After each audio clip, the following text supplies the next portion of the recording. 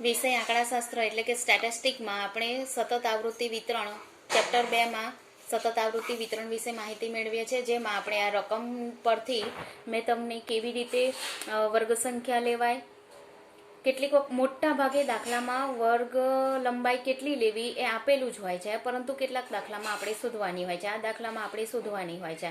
તો આપેલી માહિતી ઉપરથી આ બધી માહિતી આપેલી છે કર્મચારીઓની ઊંચાઈ એ અવર્ગીકૃત છે, જેને વર્ગીકૃતમાં ફેરવવાની છે. એ માટે સૌથી પહેલાં તો વિસ્તાર શોધવાનો, વર્ગ લંબાઈ નક્કી કરવા માટે વિસ્તાર શોધવાનો નિયમ પ્રમાણે.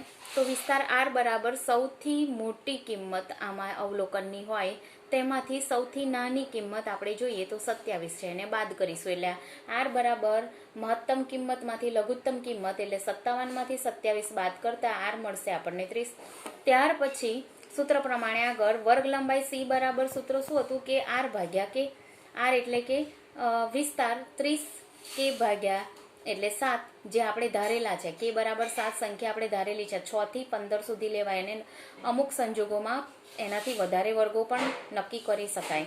અહીંયા આપણે 6 લઈ જોઈએ, પણ એનાથી યોગ્ય વર્ગંતરાલ નહોતો મળતો એટલે 7 લીધા. એટલે કે બરાબર 7 લીધા. R એટલે 30 ભાગ્યા 7 કરતા C વર્ગ લંબાઈ મળી 4.29, જેમાં નિયમ છે સૂત્ર પ્રમાણે કે C ગુણ્યા કે greater than equal to R થવા જોઈએ. C એટલે કે વર્ગ લંબાઈ કેટલી આવી 4. પોઈન્ટમાં પૂર્ણાંક જ સંખ્યા લેવાય, ધન પૂર્ણાંક જ, એટલે પોઈન્ટ પાછળના ના લેવાય, એટલે 4 લીધા.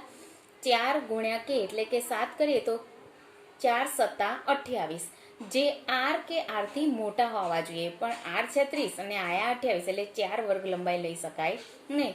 એનાથી રાઉન્ડ ફિગર લઈએ તો 4 પછી લઈએ 5 લઈએ તો C બરાબર 5 ગુણ્યા કે એટલે છે 7 એટલે 5 સત્તા 35, જે R કે R થી મોટા છે. 30 છે ને R, એનાથી 35 કેવા મોટા આયા, એટલે આપણે વર્ગ લંબાઈ કેટલી લઈશું? 5 લઈશું.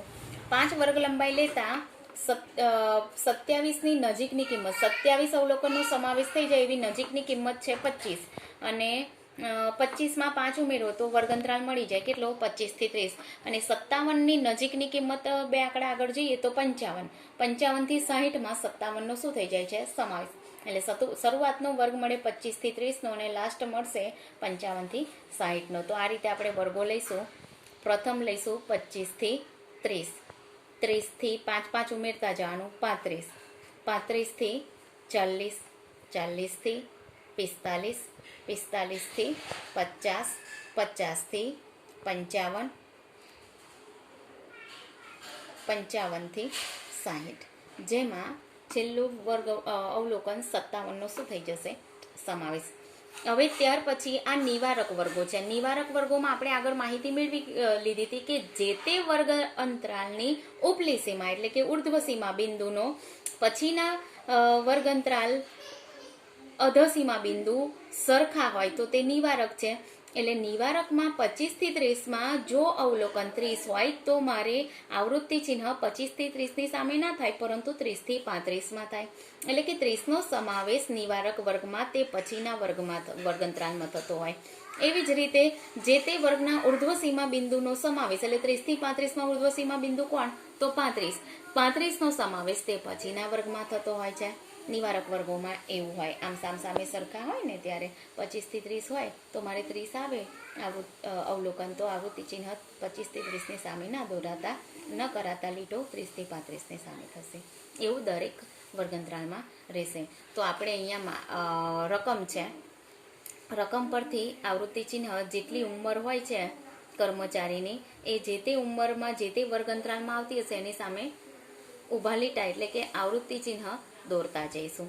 તો પહેલી જ કિંમત છે 32. તો 32નો સમાવેશ શેમાં થાય? 30 થી 35ની અંદર 32નો શું થઈ જશે? સમાવેશ. એટલે આવૃત્તિ ચિહ્ન કોની સામે આવશે? 30 થી 35ની સામે. એવી રીતે 45. તો 45નો સમાવેશ શેની અંદર થાય? 40 થી 45માં ના થાય, 45 થી 50ની અંદર, એટલે એની સામે લીટો. 35. 35નો સમાવેશ 35 થી 40ની અંદર. 45. 45 થી 50ની સામે. 52. 50 થી 55ની સામે. એવી રીતે 34નો સમાવેશ 30 થી 35ની. 29. 25 થી 29ની સામે. 41, 40 થી 45 ની સામે 30, 30 થી 35 ની સામે 36, 35 થી 40 ની સામે 48, 45 થી 50 ની સામે 36, 35 થી 40 ની સામે, પછી 36 છે એ પણ 35 થી 40 ની સામે, 50, 50 થી 55 ની સામે લીધું થશે, 43, 40 થી 45, 31, 30 થી 35, 46, 45 થી 50, 47, એ પણ 45 થી, જો 1 2 3 4 થાય. હવે પાંચમો લીટો નહીં દોરતા, એનો સમૂહ એક 5 નો ગણાય, એ માટે આડો લીટો દોરીશું. એટલે 47 નો સમાવેશ 45 થી 50 ની અંદર થશે. ત્યાર પછી 44, 40 થી 45 ની અંદર, 38 નો સમાવેશ 35 થી 40, આમાં પણ 4 થઈ ગયા એટલે પાંચમો લીટો ઊભો ન કરતા આડો સમૂહ બનાવીશું. ત્યાર પછી 34 નો સમાવેશ 30 થી 35, આમાં પણ 4 થાય, આડો લીટો પાંચમો કરીશું. 46, 46 નો સમાવેશ 45 થી 50 ની અંદર, 30 થી 35 માં 30 નો 49, 49 નો સમાવેશ 45 થી 49 ની અંદર, 49 નો સમાવેશ 39, 35 થી 40 ની અંદર 39 નો, 27, 25 થી 30 ની અંદર 27 નો સમાવેશ થાય, 49 નો પાછો 45 થી 50 ની અંદર સમાવેશ થાય, 35 થી 40 માં 35 નો સમાવેશ, 43, 40 થી 45 માં 43 નો સમાવેશ, 50, 50 થી 55 માં 50 નો સમાવેશ, 57, 55 થી 60 ની અંદર 57 નો સમાવેશ, 51, 50 થી 55 માં 51 નો સમાવેશ, 48, 45 થી 50 ની અંદર 48 નો સમાવેશ, 42, 40 થી 45 ની અંદર આડો કરીશું, પાંચમો લીટો આવે છે એટલે,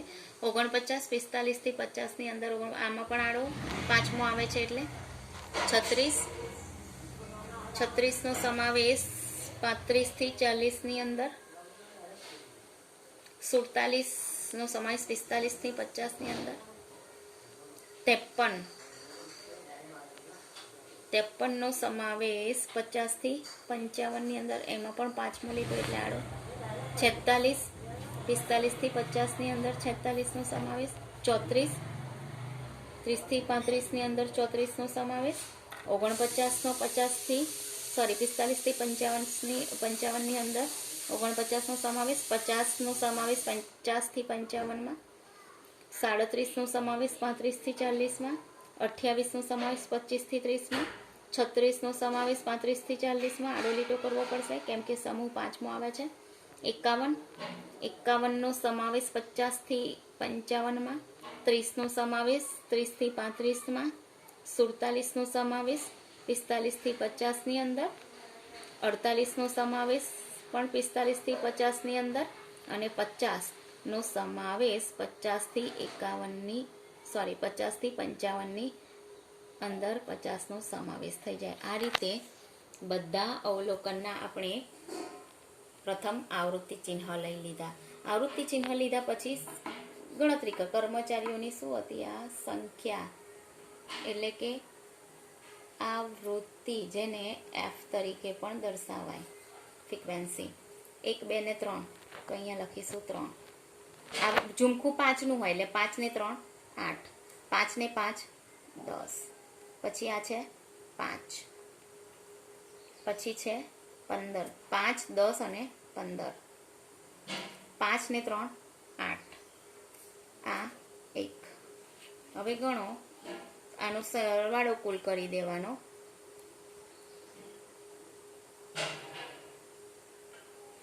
3 ને 8 11, 11 ને 10 21 ને 5 26, 26 ને 15, સોરી 3 ને 8 11, 11 ને 10 21, 21 ને 5 26, 26 ને 15 41, 41 ને 8 49, 49 ને 1 50, એટલે ટોટલ કેટલા થયા 50. આમ કર્મચારીઓની સંખ્યા નોકરી કરતા કર્મચારીની સંખ્યા 50. જવાબ આવ્યો કુલ 50. આપણો જવાબ સાચો ક્યારે ગણાય કે આ 50 જે સંખ્યા આવે કર્મચારીની સંખ્યા એટલે કે આવૃત્તિ આવે એ ટાઇટલમાં જેટલા કર્મચારી કહે કે કોઈ પણ કયું હોય સંખ્યા બરાબર એ બરાબર થવું જોઈએ એટલે આપણે કેવા છીએ સાચા. એટલે જ્યારે આ પ્રકારની માહિતી આપેલી હોય અવર્ગીકૃત માહિતી આપેલી હોય તો પ્રથમ મોટા ભાગે રકમમાં સી એટલે કે વર્ગ લંબાઈ આપેલી જ હશે પણ કોઈ એક્ઝામ દાખલામાં રકમ સી ના આપેલી હોય તો પ્રથમ તો વર્ગ લંબાઈ નક્કી કરવી પડે. ત્યાર પછી જ આગળ આપણે આ રીતના વર્ગો વિભાજિત કરી શકાય. નિયમ પ્રમાણે આ વર્ગોની સંખ્યા કેટલી હોવી જોઈએ તો આપણે આગળ સમજૂતી મેળવી લીધી કે 6 થી 15 ની અંદર.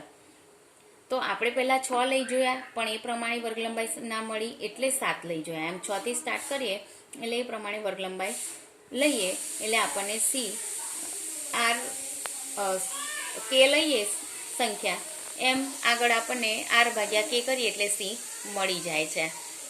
એમ ટાઇટલ પછી આપવાનું કે જે રકમ હોય એની ઉપરથી જ ટાઇટલ આવે છે. ટાઇટલનો અડધો માર્ક્સ હોય.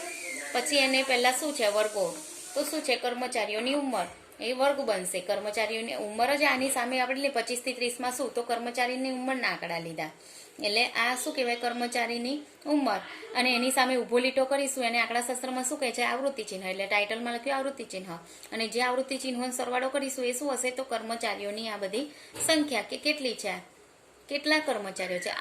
આ માહિતી ઉપરથી આપણે કોઈ ચોક્કસ તારણ પર ના જઈ શકીએ અવર્ગીકૃત પણ એને વર્ગોમાં વિભાજિત કરી આગળ આપણે એની વ્યાખ્યાઓ બધું જોઈ ગયા છે એ પ્રમાણે એને વર્ગોમાં વિભાજિત આ રીતે કરવાથી એ ચોક્કસ તારણ પર જઈ શકાય છે કે 25 થી 30 ઉંમર ધરાવતા હોય એવા 3 કર્મચારી છે.